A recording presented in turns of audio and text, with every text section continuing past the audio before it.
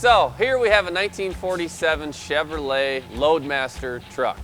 All right, the collision class is going to do an exterior and interior restoration on the vehicle. My neighbor, Dan Bruggeman, asked me if I wanted to go see it. It was going to go up for sale, but the lady who had it said that she would sell it before the auction.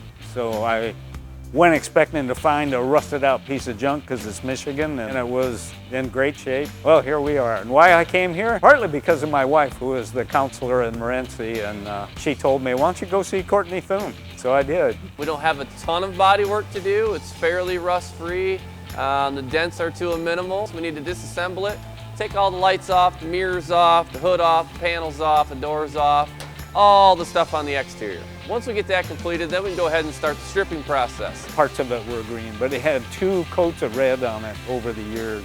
This is an old lacquer paint job, and we really can't put any new type of materials over top of this. We'll have nothing but problems. So we need to strip this down to bare metal. We'll go ahead and put an epoxy-based primer on there. We'll sand that primer out, make sure we get all our body work done, reprime it, reblock it, and then we'll be able to go into the refinishing stage.